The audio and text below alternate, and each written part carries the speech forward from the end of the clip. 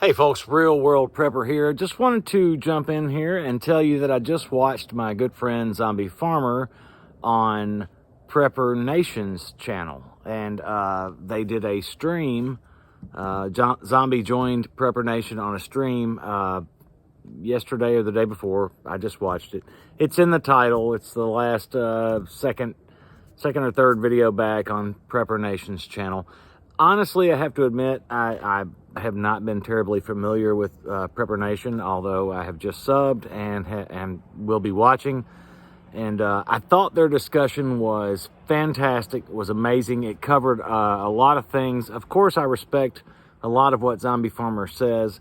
I also found a lot of what Prepper Nation, I think his name is John, had to say. And I found, I'm in agreement with a lot of what they said. Certainly, the gist of the entire stream was about an hour and 10 minutes. And I highly recommend you go look at it. In fact, I'm going to put it either in the description or in a pinned comment. I'm not sure. But it'll be down here somewhere. So you can click the link and go watch it.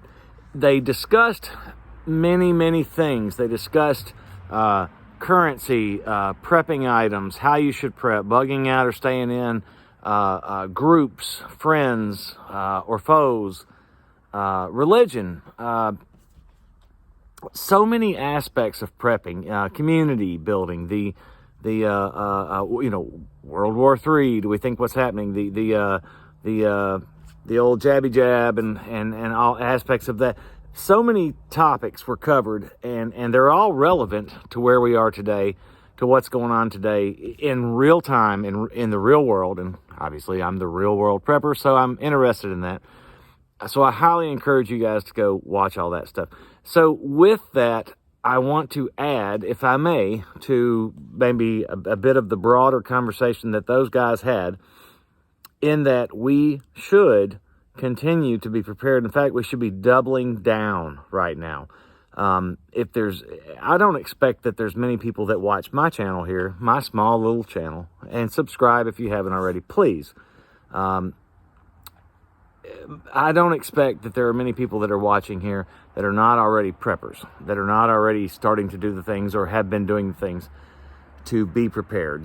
Putting up your food, your water, your medical supplies, your firearms, your building your communities, this, that, and the other. All of the stuff I'm speaking of.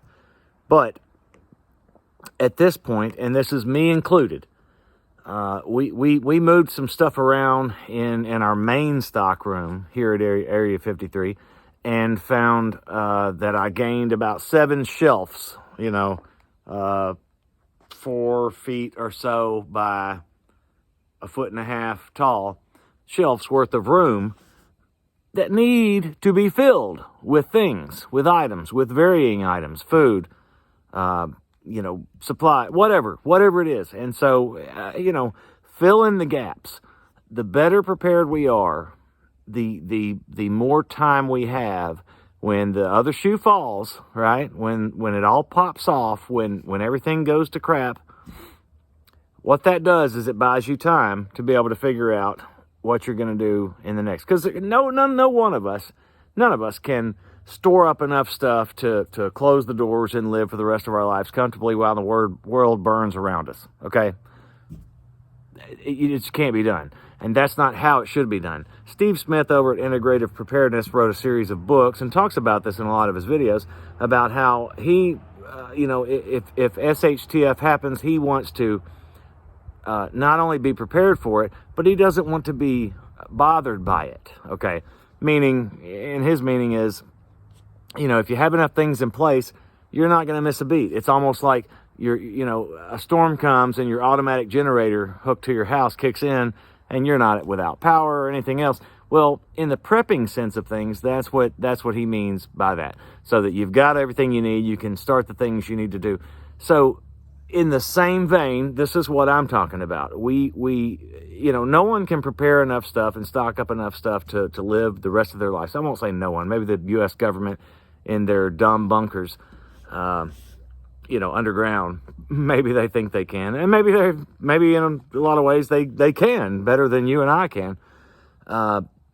you know, but I wouldn't want to be down there with a bunch of, you know, evil snakes anyway. So for those of us that are topside, right, when it all comes down, we want to be able to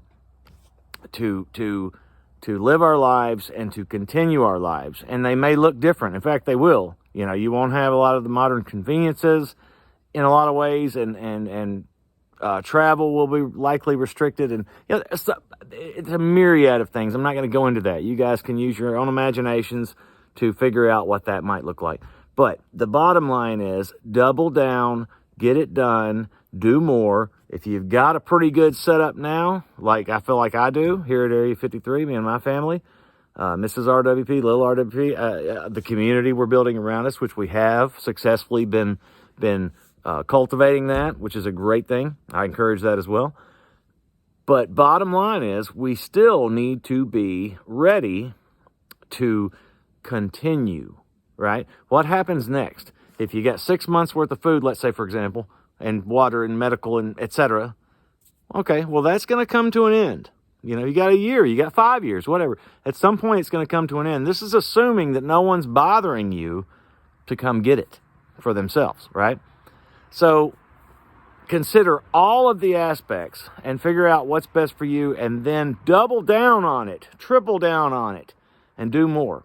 The more time that you have to not have to worry about where your next meal's coming from, where your next cup of water's coming from, where your next antiseptic wipe is coming from, you know, where your next, you know, area of protection is coming from, the less you have to think about that, the more you can think about the plans going forward, right?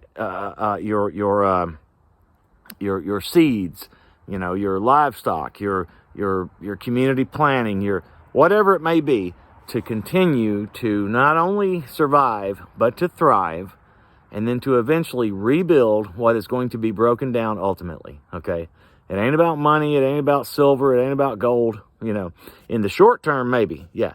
When the collapse happens, in the short term, sure. Some people will still accept that stuff, but eventually you're going to be left with only you and what you can provide for yourself and your family, you know, in your community, what part you can play. So I'm going to link the video that they did, Prepper Nation with Zombie Farmer. Again, it was excellent. I really mean that. I enjoyed it. And I encourage you guys to keep on going, keep on prepping. So I'm the Real World Prepper. I'll see you soon. Thanks.